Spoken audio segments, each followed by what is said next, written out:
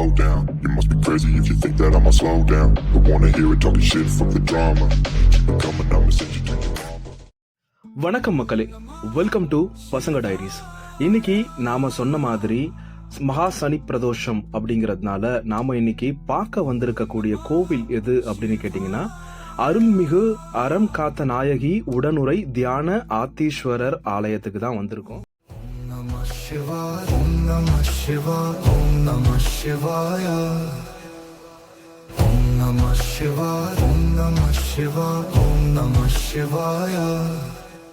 எங்க இருக்கு அப்படின்னு பாத்தீங்கன்னா, மதுராந்தகத்துல இருந்து சென்னையை நோக்கி வரும்போது ஒரு 5 கிலோமீட்டருக்கு முன்னாடி மேலவளம்பேட்டை அப்படிங்கிற ஒரு ஊர்ல சாத்தமை கிராமம் அப்படிங்கிற ஒரு வனப்பகுதிக்குள்ளதான் இந்த கோவில் இருக்கு.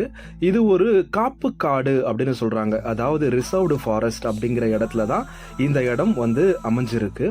இது கிட்டத்தட்ட ஒரு 2000 வருஷத்துக்கு முன்னாடி நிறுவப்பட்டதா சொல்றாங்க. ஆனா அதனுடைய உண்மைத்தன்மை குறித்து நிச்சயமா நம்ம இன்னொரு காணொலியில பார்க்கலாம்.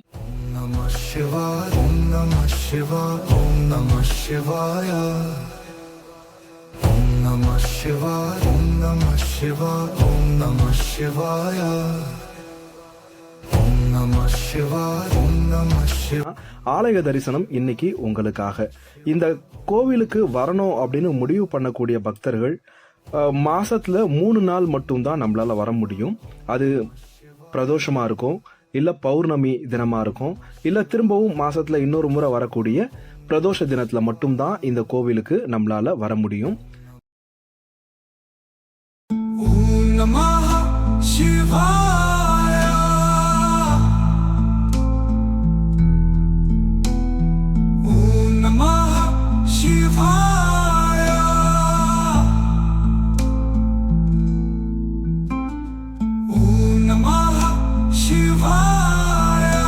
க்குள்ள இருக்கு அப்படிங்கறதுனால எல்லா நேரத்திலயும் இந்த கோவில போய் நம்மளால வழிபட முடியாது.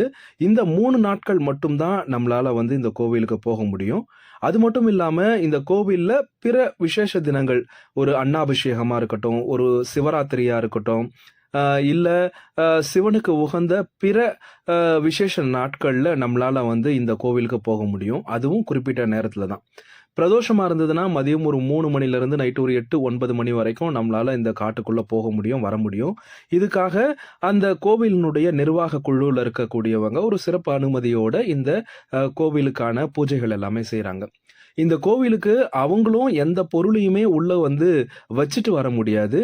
ஏன்னா இது ஒரு வனப்பகுதி.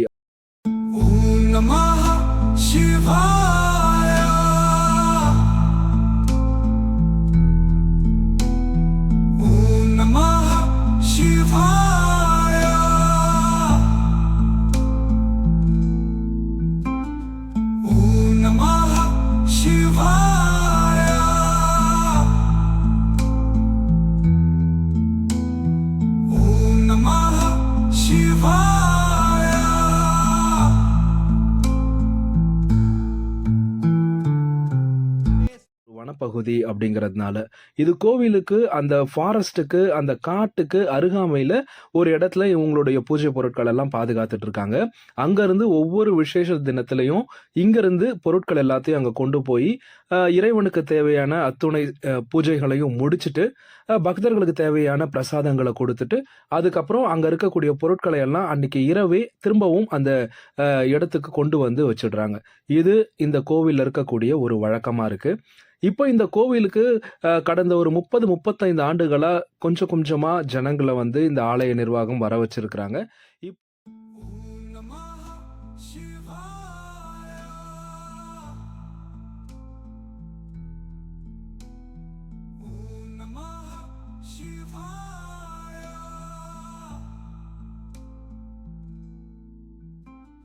தேடி வரக்கூடிய பக்தர்கள் என்ன மாதிரியான விஷயங்கள்ல ரொம்பவே மனசு சந்தோஷப்படுறாங்க அப்படின்னு நாம இங்க இருக்கக்கூடிய பக்தர்கள் கிட்ட பேசும்போது அவங்க பெரும்பாலும் சொல்லக்கூடியது என்னவா இருக்கு அப்படின்னா, வியாபாரத்துல சரிவை சந்திக்கக்கூடியவங்க, இல்ல குழந்தை இல்லாம கஷ்டப்படக்கூடியவங்க, இல்ல நோயோட ஏதாவது ஒரு நீண்ட காலமா சரியாகாத நோயோட ஏதாவது இருக்கிறாங்க அப்படின்னா இந்த ஆலயத்துக்கு இறைவனை தரிசனம் செய்யறது மூலமா அவங்க அதுல இருந்து இருந்து கூடிய சேவையை செய்யக்கூடிய அடியார் பெருமக்களும் தனிப்பட்ட முறையில் இந்த இடத்துக்கு வராங்க.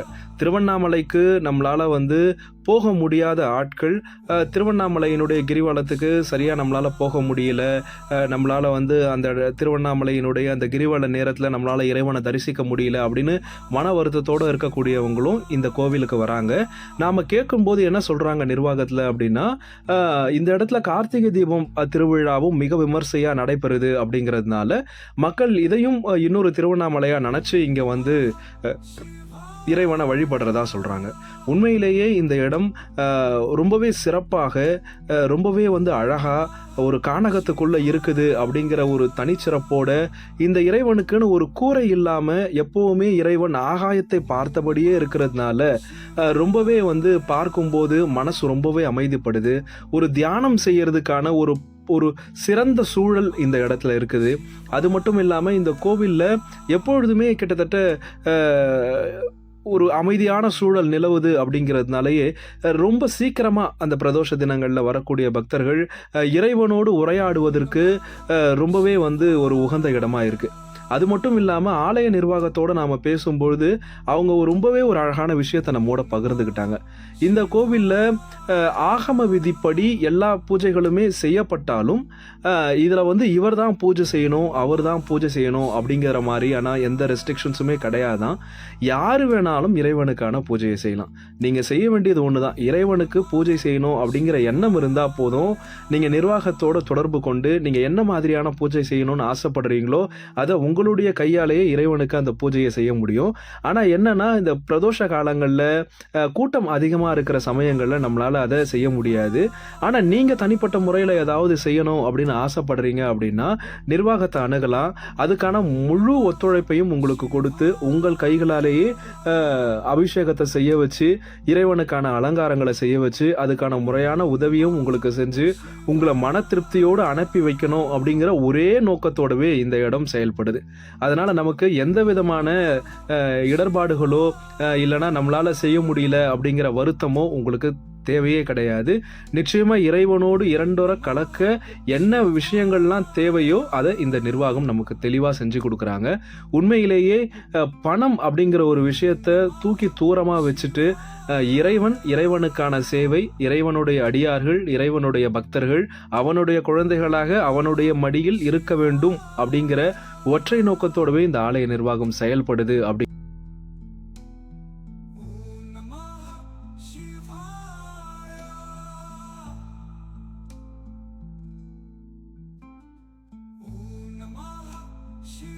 விசேஷ தினங்களில் ரொம்பவே சிறப்பாக ஒரு 1000 பேர் 2000 பேர் வரைக்குமே இவங்க வராங்க.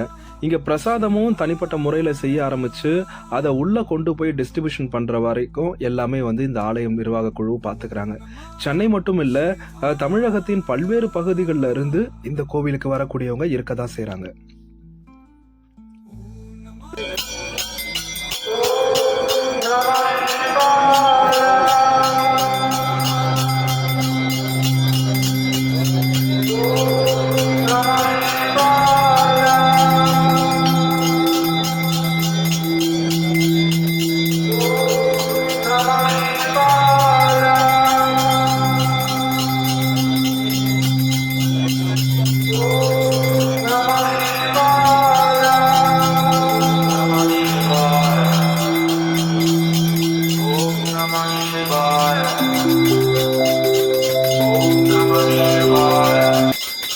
பிடிக்கும் அப்படிங்கிற நம்பிக்கையோட லைக் பண்ணுங்க, கமெண்ட் பண்ணுங்க, சப்ஸ்கிரைப் பண்ணுங்க.